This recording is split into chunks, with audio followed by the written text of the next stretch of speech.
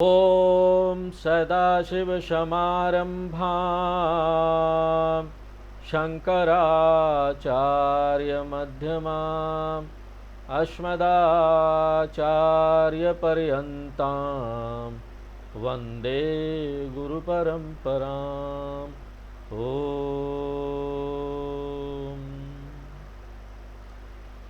उपनिषद के इस अंतिम भाग में शिक्षक जीवन मुक्ति और विदेह मुक्ति के रूप में ज्ञान का क्या फल है वो बता रहे हैं। जीवन मुक्ति यानी जीवित रहते हुए भी आंतरिक स्वतंत्रता का आनंद लेना है। प्रारब्ध के कारण जीवन में विभिन्न परिस्थितियां आएगी, इसके बावजूद भी इसलिए प्रारब्ध से अप्रभावित रहना जीवन मुक्ति है। और विदेह मुक्ति का अर्थ है कि मृत्यु के समय यह मुक्त व्यक्ति तीनों शरीरों को छोड़ देता है, वो तीन शरीर जो उसे सीमित जीवात्मा बना रहे थे, और किसी भी सीमा में सीमित हुए बिना वो परमात्मा में विलीन हो जाता है। सामान्यतः हम लोग वेदांत में एक उदाहरण देते हैं कि एक बर्तन है, जब वो टूट जाता है तो क्या होता है? पात्र, घट, तो घटाकाश जो था वो महाआकाश में विलीन हो जाता है। घड़ा का अंदर थोड़ा जगह था, घड़ा टूट गया तो क्या हुआ? जगह पूरे जगह में मिल गया। और वो क्या हुआ? वो कोई घटना नहीं थी मिलने का, मिलने के लिए कुछ करना नहीं पड़ा, सिर्फ घड़ा टूटा। इसलिए गति के बिना विलय ये विदेह मुक्ति है। देह चला गया, व्यक्तित्व खो दिया हमने, ये विदेह मुक्ति है। इसके बारे में 5वें और 6ठे मंत्र में बात की गई थी, और आगे के मंत्रों में भी यही विचार दोहराया गया है। हम 7 नंबर मंत्र पढ़ेंगे। गता कला 15 प्रतिष्ठाः, गता कलाः 15 प्रतिष्ठाः, देवाश्च सर्वे प्रतिदेवतासु, देवाश्च सर्वे प्रतिदेवतासु, कर्माणि विज्ञानमयश्च आत्मा, कर्माणि विज्ञानमयश्चात्मा, परे वये सर्व एकी भवन्ति। हरे व्यये सर्व एकी भवन्ति। इस मंत्र में भी व्यक्ति का टोटल में मिल जाना, विलय हो जाना, इसके बारे में संकेत किया जा रहा है। प्रश्नोपनिषद नामक एक उपनिषद में व्यक्तिगत व्यक्तित्व को 16 पहलुओं में विभाजित किया गया, षोडश कला के रूप में जाना जाता है। 16 व्यक्ति को किसी भी तरीके से विभाजन किया जा सकता है, वर्गीकृत किया जा सकता है, लेकिन प्रश्नोपनिषद में मन, प्राण, इंद्रियां इत्यादि से युक्त व्यक्तिगत व्यक्तित्व को षोडश कला में विभाजित किया गया है। 16 पहलू, 16 डिजिट। और यहां इस मंत्र में उपनिषद कहता है कि 16 कलाओं में से 15 कलाएं संगत में विलीन हो जाएगी, सृष्टि का कुल पहलू। तो 15 कला प्रतिष्ठा गताः। प्रतिष्ठा का अर्थ है संगत, बृहद, बड़ा। तो शरीर को 5 तत्व मिले हैं, और ये 5 तत्व जो शरीर का हिस्सा है, कुल 5 तत्वों में जो टोटल 5 तत्व है उसमें विलीन हो जाएंगे। तो फिर सवाल यह है कि उपनिषद को केवल 15 कलाएं क्यों लेनी चाहिए? प्रश्न उपनिषद 16 कलाओं की बात क्यों करता है? इसका मतलब है कि कोई व्यक्ति समग्र में विलीन नहीं भी होता है। कोई चीज 15 और 16 एक का अंतर है।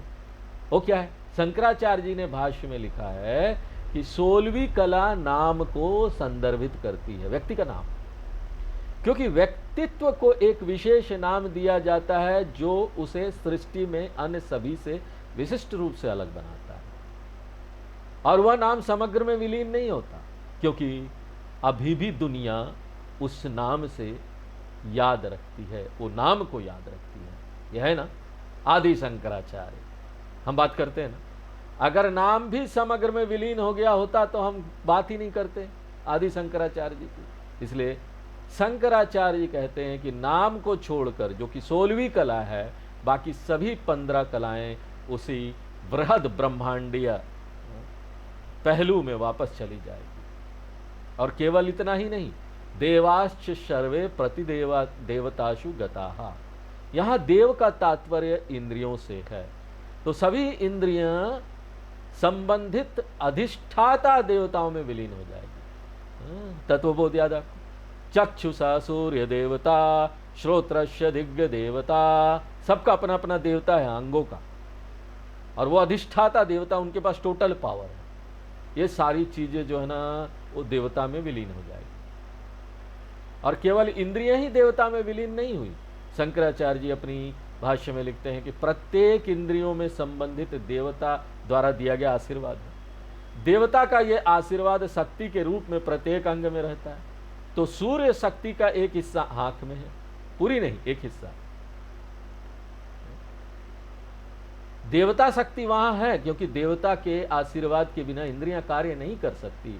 इसलिए 18वें अध्याय में गीता में कृष्ण भगवान कहते हैं कि व्यक्तिगत कार्य के लिए विभिन्न कारकों की आवश्यकता होती है, और वहां कारकों की गणना भी करते हैं। कृष्ण भगवान कहते हैं अधिष्ठानम तथा कर्ता करणम च पृथक विधम विविधाश्च पृथक चेष्टा दैवम चैवात्र पंचमम।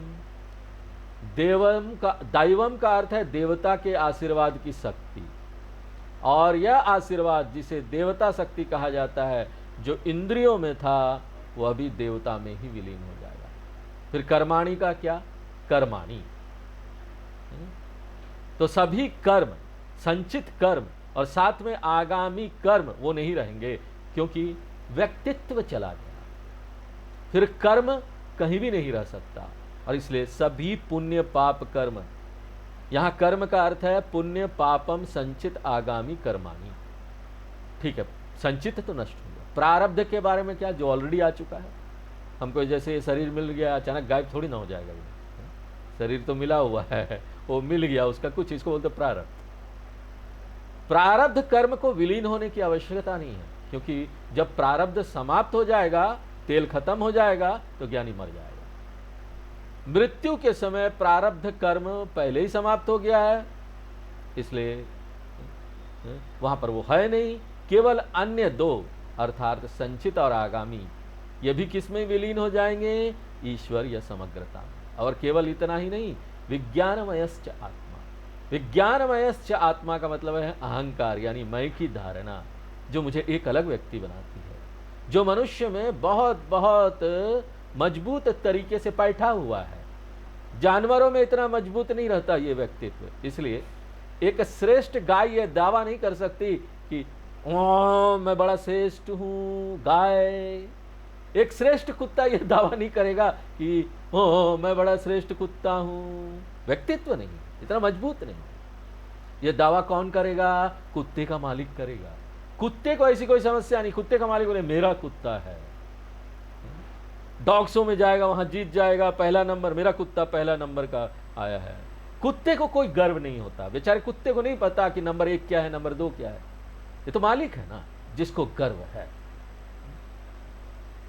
वो न केवल अपने शरीर से तादात्म्य करता है, शरीर के माध्यम से कुत्ते से भी तादात्म्य करता है। इतना मजबूत है उसका व्यक्तित्व। उसके बाद बोलता है ये घर मेरा, ये देश मेरा। तो इसलिए मनुष्यों के पास सबसे मजबूत व्यक्तित्व है, और उस व्यक्तित्व को यहां क्या कहा जा रहा है, विज्ञानमय आत्मा। तो जो व्यक्तित्व जागृत अवस्था में जीवित रहता है और जो नींद की अवस्था में विलीन हो जाता है, उस व्यक्तित्व को विज्ञानमय आत्मा कहते हैं, जिसे कर्ता, प्रमाता यानी अनुभवकर्ता, भोक्ता, अहंकार कहते हैं। वह भी समग्र में विलीन हो जाता है।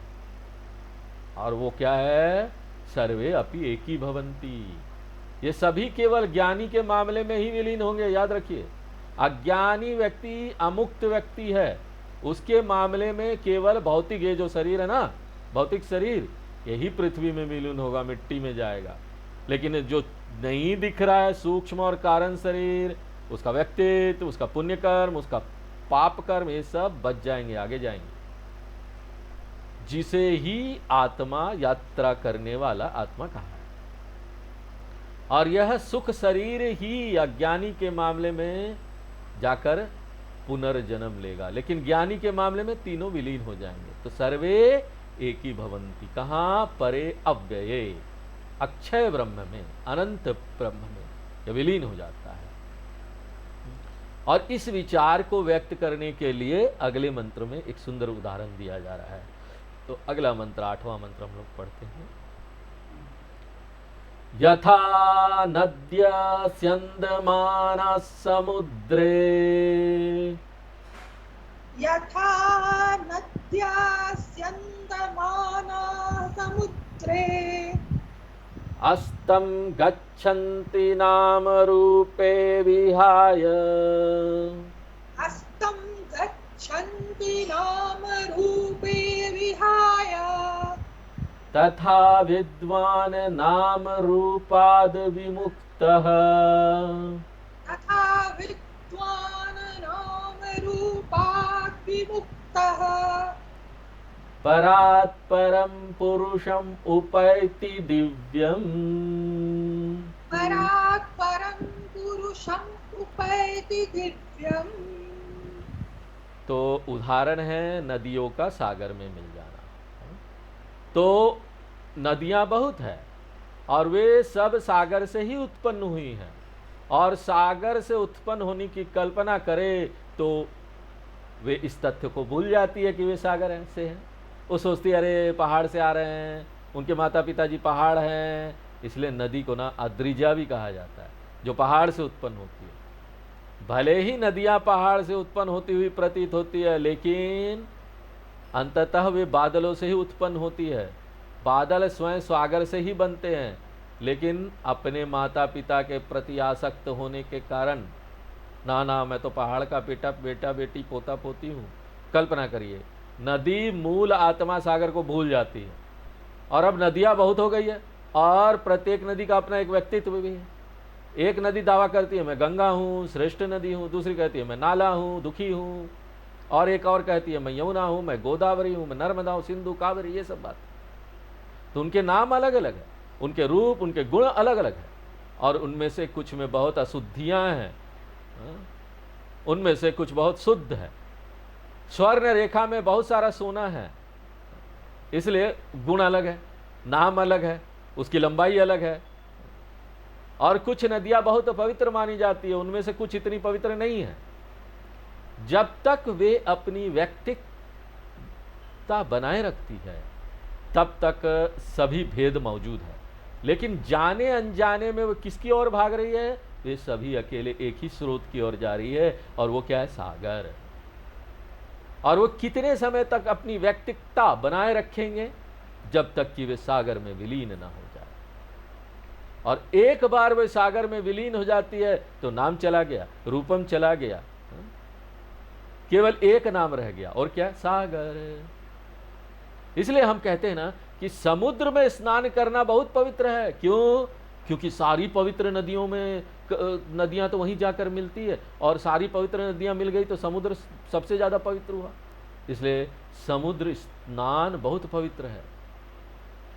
भले ही नमक के कारण शरीर के लिए असुविधाजनक हो, नमक लगे, लेकिन आध्यात्मिक धार्मिक दृष्टि से समुद्र स्नान को पवित्र माना जाता है, क्योंकि एक ही समुद्र में सभी नदियां होती हैं।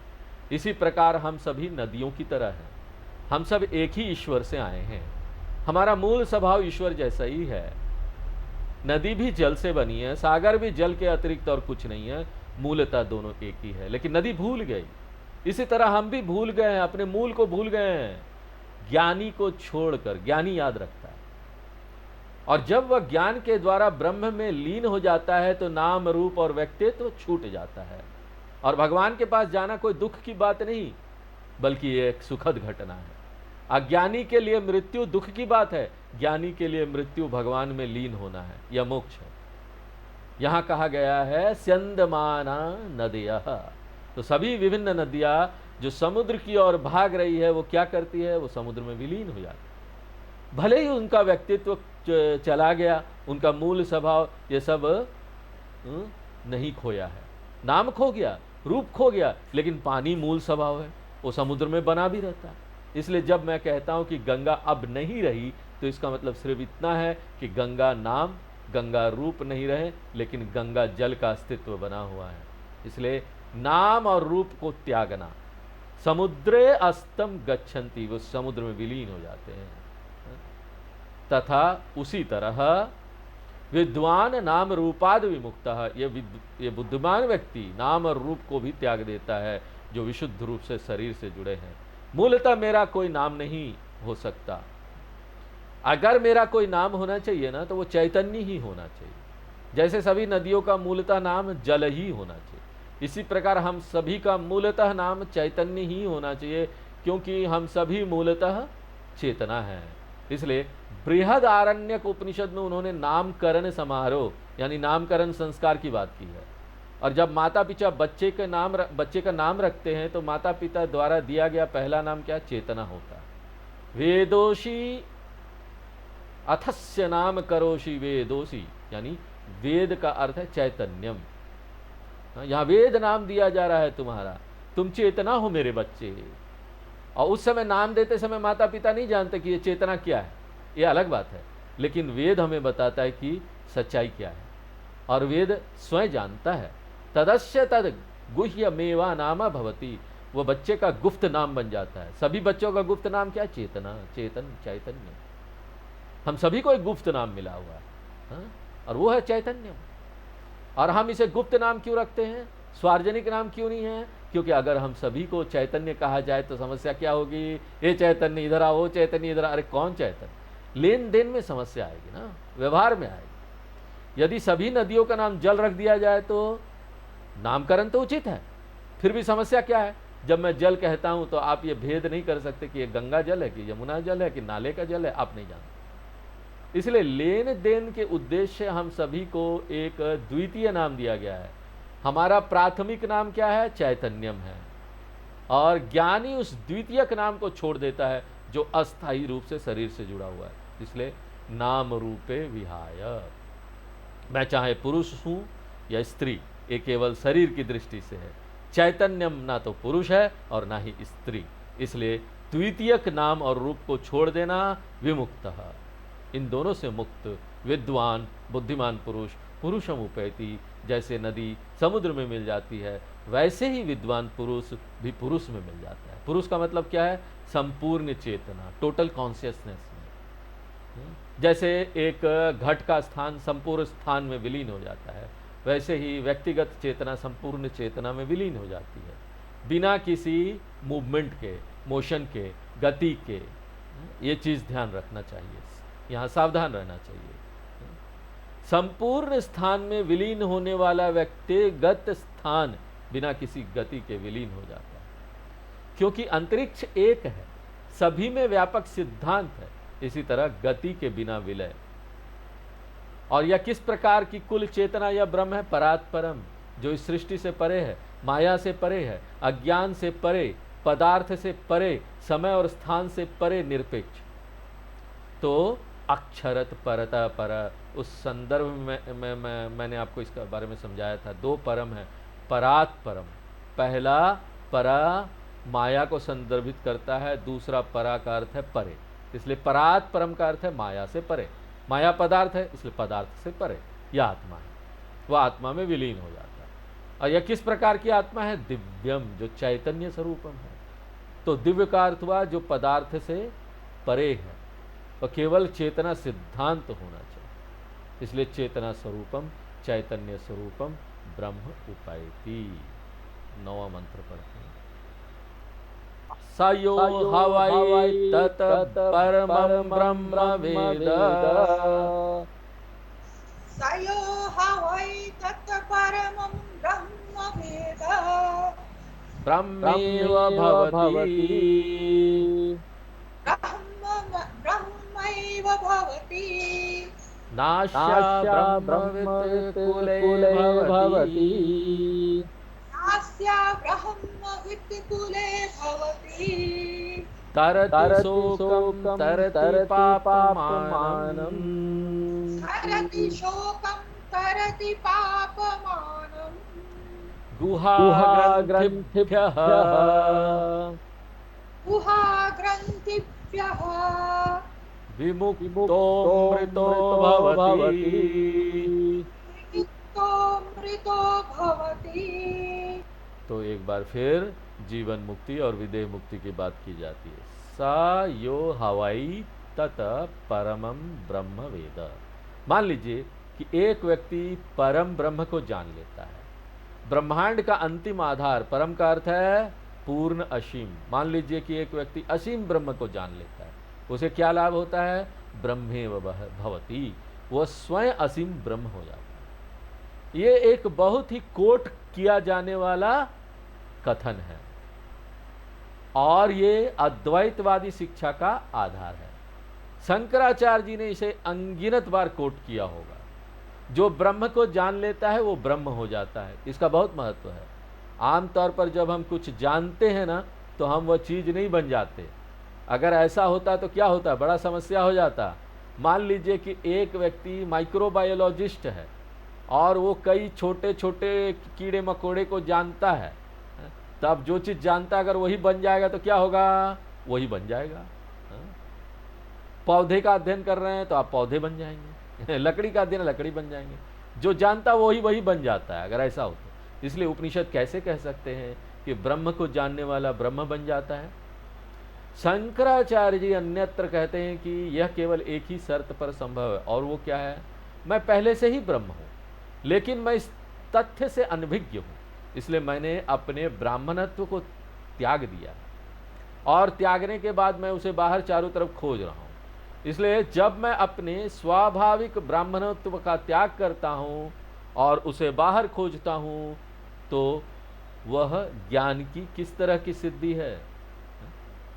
देखिए, कर्ण क्षत्रिय कैसे बना? केवल जानने से वह क्षत्रिय बन गया। वह कैसे बना? केवल जानने से। पहले वह क्षत्रिय था, लेकिन अज्ञानता के कारण उसने इस तथ्य को स्वीकार नहीं किया और वो अपने आप को अक्षत्रिय समझ बैठा। वो सोचा मैं तो सारथी का बेटा हूँ, शूद्र का पुत्र हूँ। लेकिन उसको क्या पता था कि कुंती उसकी माँ क्षत्रिय होते हुए, लेकिन वो क्षत्रिय बनना चाहता था। उसको रथ चलाना अच्छा नहीं लगता था, वो क्षत्रिय बनना चाहता। और कर्ण क्षत्रिय कैसे बना? कोई शारीरिक परिवर्तन नहीं हुआ, कोई घटना नहीं हुई, कोई भावनात्मक परिवर्तन नहीं हुआ, किसी परिवर्तन की आवश्यकता नहीं। इसी तरह ज्ञान मुझे ब्रह्म बनाता है, क्योंकि मैं पहले से ही ब्रह्म हूँ।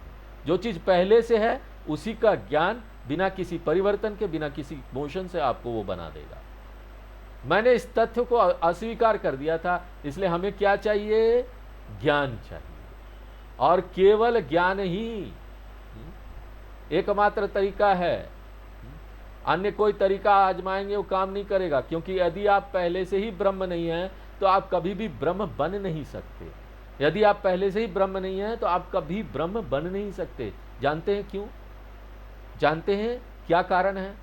ब्रह्म का अर्थ है अनंत। आप पहले से ही ब्रह्म नहीं है तो इसका क्या अर्थ है? आप प्रकृति में सीमित है, और यदि आप ब्रह्म बनना चाहते हैं तो आप अनंत बनने की कोशिश कर रहे हैं। इसका मतलब है कि एक सीमित व्यक्ति अनंत बनने की कोशिश कर रहा है, ये कभी कभी भी संभव नहीं, कभी भी नहीं। परिवर्तन की प्रक्रिया से सीमित क्या बन सकते हैं? नहीं। परिवर्तन की प्रक्रिया से एक सीमित चीज सीमित ही रहेगा, असीमित नहीं बन सकता। और इसलिए तर्क क्या है? सीमित अनंत नहीं हो सकता। अनंत को अनंत बनने की जरूरत नहीं। अनंत तो अनंत है, जानना है हमको, अपनाना है। अनंत अनंत बनेगा तो बड़ा परिवर्तन, यहाँ कुछ ना कुछ होगा। परिवर्तन होगा तो फिर चला भी जाएगा। जो चीज़ होता है, जो चीज़ का जन्म होता है उसकी मृत्यु होगी। आया तो चला जाए, जो पहले से वो नहीं जा सकता। जानना हमको क्या करना है? जानना अपनाना, जानना अपनाना, यही हमारी साधना। इसलिए उपनिषद कहते कि ब्रह्म वेद ब्रह्मेव भवति। और इतना ही नहीं, उपनिषद कहते कि ज्ञानी न केवल ब्रह्म बनता है बल्कि वह अपने आसपास के सभी लोगों को ज्ञानी बना देता है। वह इतना शक्तिशाली है कि अपने आसपास के सभी लोगों को भी ज्ञानी बना देगा। इसलिए अस्य कुले अब्रह्मवित् न भवति। अस्य कुले, कुले का अर्थ है अपने परिवार में। अगर वह गृहस्थ है तो अपने परिवार में, अगर वह सन्यासी है तो अपने आश्रम में। अब्रह्मवित् न भवति, अज्ञानी वहां नहीं हो सकता, क्योंकि ज्ञानी का प्रभाव इतना शक्तिशाली होता है कि वो सभी को ज्ञानी बना देगा। और केवल इतना ही नहीं, चौथी पंक्ति में देखिए, गुहा ग्रंथिभ्यः विमुक्तोऽमृतः भवति। वह हृदय की गांठ से मुक्त हो जाता है, और हृदय की गांठ से मुक्त हो जाता है। हम इस विषय पर पहले 2 बार चर्चा कर चुके हैं। हृदय की गांठ से मुक्त होना मुंडकोपनिषद में ही, दूसरे मुंडक के पहले खंड का 10वां मंत्र, पुरुषम एवेदं विश्वम कर्म तपो ब्रह्म परामृतम एतद्यो वेद निहितं गुहायाम सो विद्या ग्रंथिम विकर्तिह सौम्य। या तो आपने नोट्स बनाया है तो उसको याद करें, या आपके मेमोरी में है तो उसको ख्याल कर लें, जो भी शक्तिशाली है। और फिर एक और जगह पर इसकी चर्चा की गई, दूसरे मुंडक के दूसरे खंड का 9वां मंत्र, विद्यते हृदय ग्रंथि छिद्यन्ते सर्व संशयाः क्षीयन्ते चास्य कर्माणि तस्मिन् दृष्टे परावरे। तो पुनः उस मंत्र का विश्लेषण किया गया। तो अतः मैं इस विषय पर यहाँ विस्तार में नहीं जाना चाहता हूँ। हृदय की गांठ का अर्थ है आत्म अज्ञान, तो वह आत्म अज्ञान से मुक्त हो जाता है। यह इस तथ्य का ज्ञान है कि मैं शरीर मन संकुल से भिन्न असीम चेतना हूं। यह ज्ञान है कि मैं शरीर मन कॉम्प्लेक्स से भिन्न असीम चेतना हूं। मैं अज्ञानी था, और इसलिए मैंने स्वयं को शरीर नामक एक अस्थायी खोल समझ लिया। यह खोल से मैं आसक्त ही नहीं रहा। अब मैं आसक्त नहीं रहा हूं जब ज्ञानी हो गया हूं। जब तक खोल उपलब्ध है अस्थायी रूप से उसका उपयोग करता हूं, और जब उपलब्ध नहीं होता तो परेशान नहीं होता। तो इसलिए यह देह अभिमान या आत्मा ज्ञान से मुक्ति है। और इसलिए केवल तरति पापमानम, वह सभी पापों से मुक्त है। पापम कर्ता अहंकार से संबंधित है। क्योंकि ज्ञानी अहंकार से आगे चला गया है, वह अहंकार संबंधी पुण्य पापों से भी मुक्त हो जाता है। जैसे कि उदाहरण देते हैं कि जब सपने में कोई अपराध करता है तो सपने देखने वाला, मैं कुछ अपराध करता हूँ, मैं भागने की कोशिश करता हूँ, पुलिस मुझे पकड़ लेती है, मुझे जेल में धकेल देते हैं, मेरा सिर दीवार से टकराता है और मुझे 25 वर्ष का कठोर कारावास काटना होगा, और 25 वर्ष के लिए जेल में ढकेल दिया गया, लेकिन मेरा सिर दीवार से टकराया और मैं जग गया। अब उस 25 साल का जो कठोर कारावास था उसका क्या हुआ? चला गया। कैसे चला गया? सिर्फ सपने से जागने से चला गया। इसी तरह यह अहंकार जो हमारे पास है वो स्वप्न के एक दूसरे स्तर से संबंधित है, जिसे व्यवहारिक स्वप्न कहा जाता है। ये जो अभी हम जगे हुए ना, ये व्यवहारिक स्वप्न है। और ज्ञान के माध्यम से मैं व्यवहारिक स्वप्न से बाहर निकलता हूं और मैं अपने पारमार्थिक स्वरूप को स्वीकार करता हूं। इसलिए स्वप्न की तरह से सभी पाप चले गए। तो अविद्या चली गई, पाप चले गए, और जब पाप चले जाते हैं तो तरति शोकम, पाप के कारण होने वाले सभी दुख भी चले जाते हैं। पाप जन्य दुखम अपि, संक्षेप में उसके लिए संसार चला गया। जब तक प्रारब्ध कर्म जारी रहता है, और जब प्रारब्ध कर्म खत्म हो जाता है तो अमृता भवति, उसे विदेह मुक्ति भी मिलेगी। इसलिए तरति शोकम का तात्पर्य है जीवन मुक्ति, अमृता भवति का तात्पर्य है विदेह मुक्ति। वह अमर ब्रह्म के साथ एक हो जाता है। तो अभी 10वां वाला मंत्र पढ़ेंगे। तदेतद् ऋचाभियुक्तम्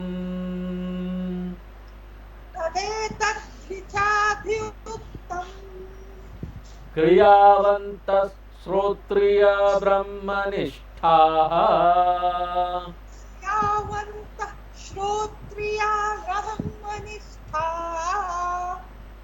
स्वयं जुह्वत एकर्षिं श्रद्धयन्तः स्वयं जुह्वत एकर्षिं श्रद्धयन्तः तेषामेवैतां ब्रह्मविद्यां वदेत तेषामेवैतां ब्रह्मविद्यां वदेत शिरोव्रतं विधिवद्येष्टु चीर्णम् शिरोव्रतं विधिवद्येस्तु चीर्णम्।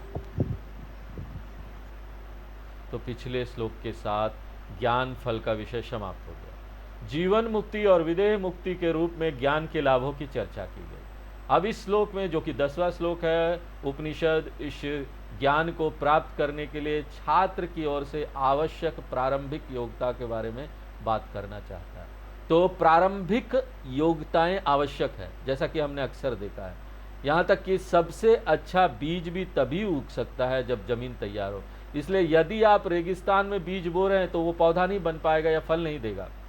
इसी तरह शिक्षम बहुत अच्छा है, ब्रह्म ज्ञानम बहुत अच्छा है, और गुरु बीज बो रहे हैं, शिष्य का मन भूमि है, और जैसा कि वो दिखा रहे हैं उन्हें ज्ञान को विकसित करना चाहिए। मोक्ष वृक्ष में फल आना चाहिए और आनंद फल पैदा होना चाहिए। लेकिन कभी कभी समस्या आती है, और आम तौर पर हम किसी को दोष देने में बहुत अच्छे होते हैं। आप जानते हैं, जैसा कि लोग बोलते हैं कि अंग्रेजी में बोलते टू एयर इज ह्यूमन, गलती करना मानव है, मानवीय है, और किसी और पर दोष मढ़ना और अधिक मानवीय है। इसलिए लोग आसानी से कह सकते हैं कि मैंने गीता का अध्ययन किया, मैंने उपनिषद का भी अध्ययन किया, और मैंने केवल 1 वर्ष नहीं 25 वर्षों तक अध्ययन किया, लेकिन मुझे कोई लाभ नहीं मिला। उपनिषद कई चीजों का प्रॉमिस करते हुए प्रतीत होते हैं, लेकिन मुझे तो कोई लाभ नहीं मिलता। तब शास्त्र कहते हैं, क्या आपने योग्यता प्राप्त किया, सारे जो शर्त थे उसका पालन किया? याद कीजिए, मैंने जो उदाहरण दिया था कि ना, आप ऋषिकेश, हरिद्वार, नैनीताल पहाड़ों में घूमने के लिए जाते हैं, वहां से पौधा लाएंगे लखनऊ में लगाने के लिए, तो वो उग नहीं पाएगा। क्यों? वो पहाड़ों का पौधा है, उसके लिए वातावरण सही नहीं है, आदर्श नहीं है। जमीन, वातावरण, सब कुछ महत्वपूर्ण है। उसी तरह मन के लिए आवश्यक शर्तें होनी चाहिए, जिन्हें आमतौर पर साधन चतुष्ट संपत्ति या चित्त शुद्धि, मन की शुद्धता के रूप में बताया जाता है। चित्त विशालता, मन का विस्तार, चित्त स्थिरम, मन की स्थिरता, इस प्रकार बहुत सी योग्यताएं कही गई है। उसके बिना वेदांत का अध्ययन किया जाए तो वो व्यर्थ जाएगा, अगर वो नहीं है। और कुछ बीजों की तरह, लेकिन फिर भी क्या होगा, वो कुछ बीजों का अगर आपने कर भी लिया है तो वो कुछ बीजों की तरह वहीं रहेगा। आप पाएंगे कि वो सब जगह फैल जाएगा। फिर वर्षा आने पर क्या होगा, वो वहीं रहेगा, लेकिन वर्षा आने पर अंकुरित हो जाएगा। इसी प्रकार ज्ञान वहां रहेगा, लेकिन जब वे शर्तें पूरी होगी तभी ज्ञान फलने फूलने लगेगा। शर्तें पूरी नहीं होगी तो व्यर्थ हो जाएगा। और इसलिए साधना की बात की जाती है, हमको साधना करना चाहिए। और यह उपनिषद अथर्ववेद का उपनिषद है, और अथर्ववेद का यह उपनिषद ऋग्वेद के एक मंत्र को कोट कर रहा है। इस विचार को व्यक्त करने के लिए एक ऋग मंत्र को कोट किया जा रहा है। तो तदे तत्रिचाभ्युक्तम, आपको कैसे इसका विच्छेद करना चाहिए? संधि विच्छेद होगा तद एतद ऋचा अभ्युक्तम। ऋचा का अर्थ क्या है? ऋग मंत्र के माध्यम से उन्होंने क्या कहा? निम्नलिखित विचार प्रकट किया। वह क्या? छात्रों के पास निम्नलिखित योग्यता होनी चाहिए। नंबर 1 क्रियावंतः, नंबर 2 श्रोत्रिय, नंबर 3 ब्रह्मनिष्ठा। तो हम एक एक करके लेंगे। सबसे पहले हम श्रोत्रिय शब्द लेंगे, इसलिए उन्हें इसके कारण, इस शब्द के कारण क्या करना पड़ेगा? शास्त्रों का अध्ययन करना चाहिए। शास्त्रों का अध्ययन जरूरी है। शास्त्रों के अध्ययन के बिना कोई अन्य धार्मिक या आध्यात्मिक साधना मान्य नहीं होगी, क्योंकि सिद्धांत को जाने बिना कोई साधना कैसे कर सकता है? अगर आप वैज्ञानिक दृष्टि से भी देखेंगे तो क्या है, पहले आपको थ्योरी जानना है, फिर आपको प्रैक्टिकल करना है। तो पहले तो अध्ययन करना पड़ेगा, थ्योरी जानना पड़ेगा। इसी तरह जब मैं शास्त्रों का अध्ययन नहीं करता, मुझे कैसे पता चलेगा कि मैं कहाँ खड़ा हूँ साधना में, मुझे किस प्रकार की साधना की आवश्यकता है, क्या मुझे पूजा या जप या ध्यान या तीर्थ यात्रा क्या करना चाहिए, मुझे किस प्रकार की साधना की आवश्यकता है, और मुझे इस साधना का अभ्यास कितने समय तक करना चाहिए, और मुझे कब साधना से बाहर निकलना चाहिए और अगले चरण में जाना चाहिए, मुझे कैसे पता चलेगा। यात्रा करने से पहले ही आपके पास एक रोड मैप होता है जो आपको बताता है कि कौन सा रास्ता आपको किस विशेष स्थान तक ले जाएगा। सभी शास्त्र एकमत होकर कहते हैं स्वाध्याय प्रवचने च। योग शास्त्र स्वाध्याय, शौच, संतोष, तप, इसकी बात करता है। स्वाध्याय, ईश्वर प्रणिधान, इसकी बात करता है। इससे ये शुरू होता है। बहुत से लोग अष्टांग योग का अभ्यास करते हैं, वो ध्यान करने लगते हैं। अरे आज से पतंजलि योग सूत्र, ध्यान करो, योग करो। अरे लेकिन अष्टांग योग में शास्त्र का अध्ययन बताया गया है, जिसको कोई देखता ही नहीं, उस पर जोर ही नहीं देता, उसका अभ्यास नहीं करता। इसलिए शिक्षक कहते हैं शास्त्रों का अध्ययन शुरू करें। वेदो नित्यम अधीयताम। हम शास्त्रों के अध्ययन पर जोर क्यों देते हैं? केवल शास्त्र ही इस तथ्य की ओर इशारा करते हैं कि आध्यात्मिक विकास भौतिक उपलब्धियों की तुलना में उतना ही महत्वपूर्ण है या उससे अधिक महत्वपूर्ण है। कोई अन्य पुस्तक आपको ऐसा नहीं कहेगी। अन्य सभी पुस्तक पैसे कमाने और मौज मस्ती करने के बारे में बात करेगी, खाओ पियो मजे करो। वे सभी अर्थ काम प्रधान जीवन के बारे में बात करेंगे। यदि आध्यात्मिक जीवन का परिचय दिया जाता है और उस पर जोर दिया जाता है तो यह शास्त्रों के माध्यम से होता है, और कुछ नहीं, और कोई की पुस्तक नहीं। और न केवल हमें अध्ययन करना चाहिए, हमें नियमित रूप से शास्त्रों के संपर्क में रहना चाहिए। तभी तो हम पूछेंगे कि मैं भौतिक उपलब्धि को अधिक महत्व दे रहा हूं क्या, और मैं आध्यात्मिक विकास को पर्याप्त महत्व नहीं दे रहा हूं क्या। इसलिए किसी को लगातार याद दिलाना होगा, टोकना होगा, कम से कम वीक में एक बार तो लगातार कोई आपको याद दिलाए कि कमाई बड़ी अच्छी चल रही है, नौकरी अच्छी है, कॉर्पोरेट की सीढ़ी पर चढ़ना है, प्रमोशन लेना है, फैक्ट्री लगाना है, बिजनेस करना है, 2-4 और दुकानें करने नहीं है। लेकिन जीवन केवल इतना ही है क्या, या इससे आगे कुछ और है? इसलिए यह रिमाइंडर शास्त्र के माध्यम से हमको बार बार मिलना चाहिए। इसलिए श्रोत्रिय। फिर अगला अनुशासन क्या है? क्रियावंत। शास्त्र आध्यात्मिक विकास के लिए कुछ अभ्यास बताते हैं। शास्त्र आध्यात्मिक विकास के लिए अभ्यास बताते हैं, वो है पंच महायज्ञ। गीता के 3रे अध्याय में हमने पंच महायज्ञ का विस्तार से अध्ययन किया है। अपनी सांसारिक इच्छाओं को पूरा करते हुए भी आपको पंच महायज्ञ के लिए समय अलॉट करना होगा। संक्षेप में आध्यात्मिक अनुशासन, इसलिए उन्हें क्रियावंत कर्मयोग कहा जाता है। कर्मयोग करो, कर्मयोग में पंच महायज्ञ आ जाते हैं। इसलिए शास्त्रों का अध्ययन महत्वपूर्ण है, उसके बाद कर्मयोग का पालन करना महत्वपूर्ण है, और जीवन के आध्यात्मिक लक्ष्य को भूलना नहीं है। हमें अपने भौतिक लक्ष्य को याद रखना है। बच्चों को शिक्षा देना, उनको सेटल करना, उनको रोजगार दिलाना, यह महत्वपूर्ण है। उन्हें जीवन में बसना चाहिए, शादी करानी चाहिए, आदि आदि, ये महत्वपूर्ण है। फिर आपको फिर से पोते पोतियों की, ज़्यादातर लोग क्या होते हैं, ओल्ड एज में और आ जाते हैं तो फिर दूसरा चैप्टर शुरू होता है उनका, क्या?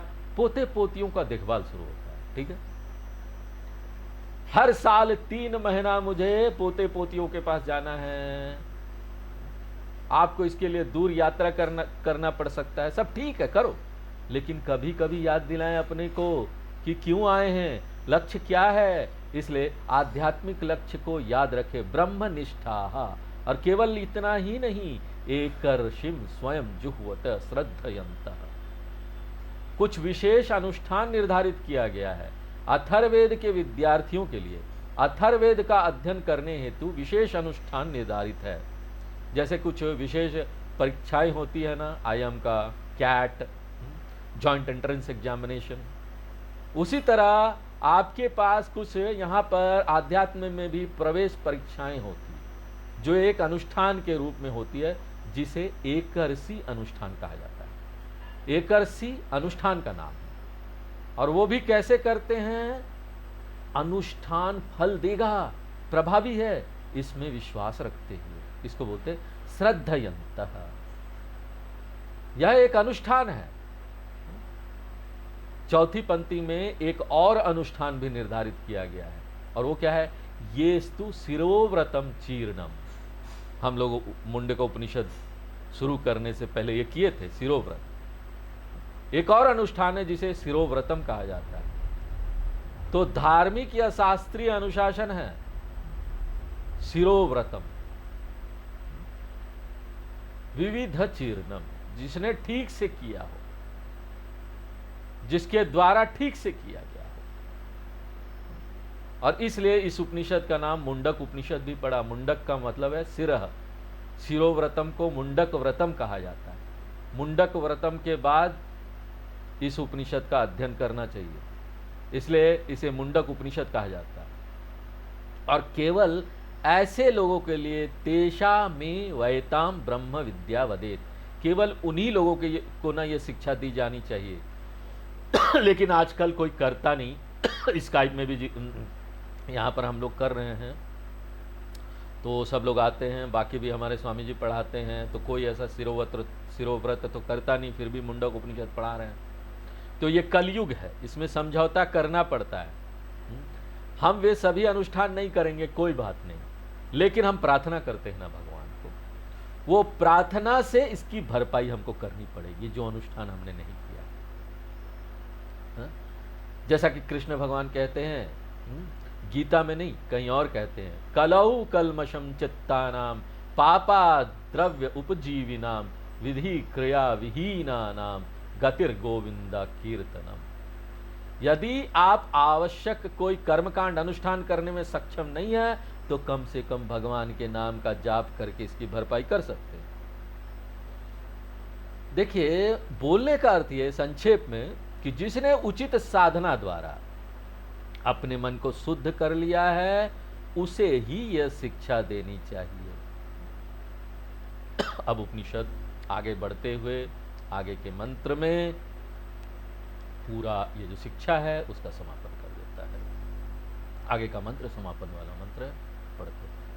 तदेतद् सत्यम तदेतत् सत्यम् ऋषिरंगिरा पुरोवाच ऋषिरंगिरा पुरोवाच नैतद् चीर्ण व्रतोधीते नैतत् चीर्णव्रतोधीते नमः परम ऋषिभ्यः नमः परम ऋषिभ्यः नमः परम ऋषिभ्यः परम ऋषिभ्यः। ऋषिर अंगिरा पुरोवाचा, यह शिक्षा गुरु अंगिरा ने दी। अंगिरस ऋषि गुरु, और शिष्य कौन है?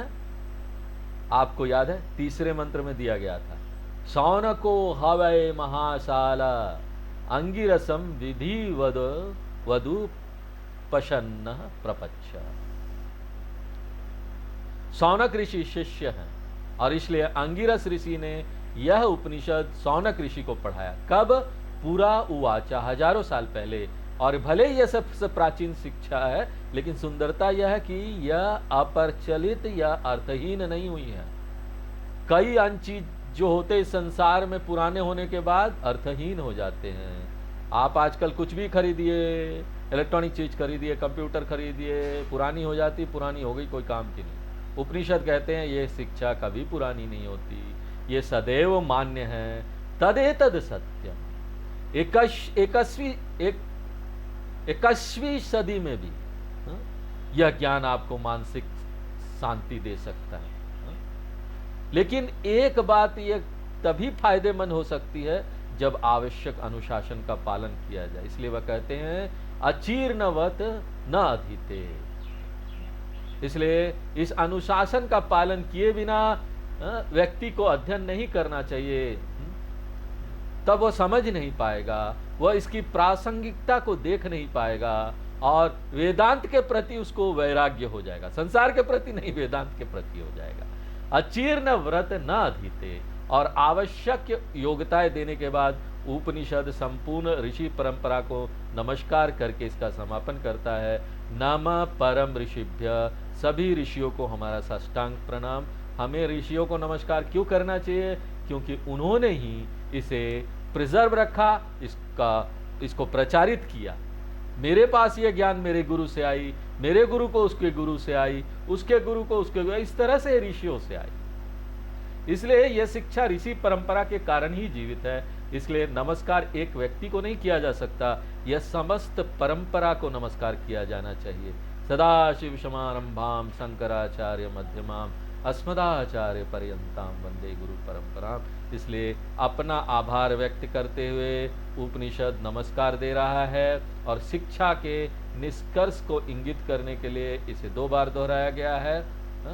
अब हम एक साथ शांति मंत्र का पाठ करके समाप्त करेंगे। ओम भद्रं कर्णेभिः शृणुयाम देवाः। ॐ भद्रं कर्णेभिः शृणुयाम देवाः। भद्रं पश्येमाक्षभिर्यजत्राः। भद्रं पश्येमाक्षभिर्यजत्राः। स्थिरैरङ्गैस्तुष्ट्वागुंसस्तनूभिः। स्थिरैरङ्गैस्तुष्ट्वागुंसस्तनूभिः। व्यशेमदेवहितयदायुः। वशेमदेवहितं यदायुः। स्वस्ति न इन्द्रो वृद्धश्रवाः। स्वस्ति न इन्द्रो वृद्धश्रवाः। स्वस्ति न पूषा विश्ववेदाः। स्वस्ति न पूषा विश्ववेदाः। स्वस्ति नस्तार्क्ष्यो अरिष्टनेमिः। स्वस्ति नस्ताक्ष्योररिष्टनेमिः। स्वस्ति नो बृहस्पतिर्दधातु। स्वस्ति नो नहीं फिर से पढ़ते हैं ये है ना। स्वस्ति न ओम तार्क्ष्यो तार शांति रो पहले बोलो, शांति तार्क्ष्यो शांति। तार्क्ष्यो हाँ, ठीक है फिर से ऊपर। ओम पूर्णमदः पूर्णमिदं पूर्णात् पूर्णमुदच्यते पूर्णस्य पूर्णमादाय पूर्णमेवावशिष्यते। ओम शांति शांति शांति।